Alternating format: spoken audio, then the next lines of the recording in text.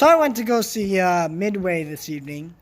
I went with my grandparents. It's actually Veterans Day weekend, and so I might go see Jojo Rabbit, Last Christmas, or Harry. I'm not sure which one of the three. I may not even see one at all, but considering I'm out of school on Monday, I'm probably gonna go to a movie on Monday. So yeah, I saw this at Studio Movie Grill, and actually this is the first time I actually ordered food. I ordered a drink there once, and so I was like, I know I'm not actually talking about the movie yet, but anyways, so I ordered a Mountain Dew and it was all right, but I got a menu and they said, be sure to check out the bar on the way out. I am not 20. I'm not 18 plus, so I'm just saying. I couldn't check out the bar, and I just thought that was funny. Maybe it's the mustache. I thought it was 18 plus. That means I could get into like any movie I want. I could just go buy a beer without anybody knowing. So I just thought it was funny. I'm not saying I would, but I'm just saying. So Midway is anyways, so let's talk about Midway. By the way, my pizza was actually pretty good. I ordered a pizza, ate the whole thing. It was pretty good. I recommend it. So yeah, go check out Studio Movie Grill if you have one in your area. I don't know where Studio Movie Grills are located. I have one in my area. I just don't know where else they are. I'm sure there's more of them. Other locations, of course.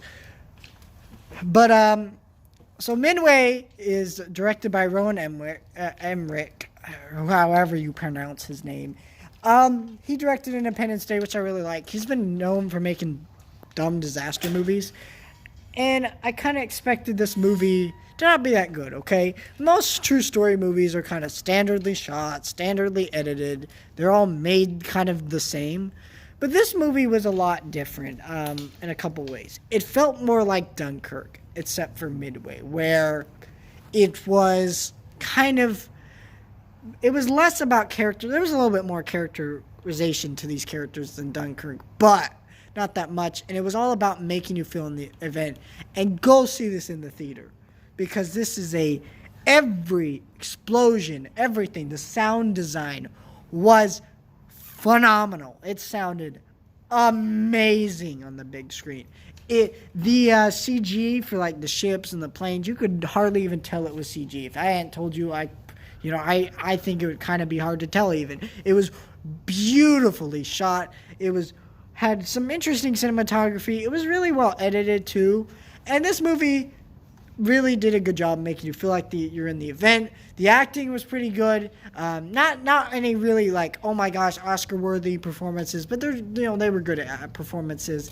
And I like that they showed more the Japanese side of the conflict. And this isn't a spoiler, but at the end of this movie, they say that this film is dedicated to the American and the Japanese soldiers, because what they could have just done is they just made it the Japanese are the villains. We fought against them, but really, those soldiers were just doing what their country told them to do.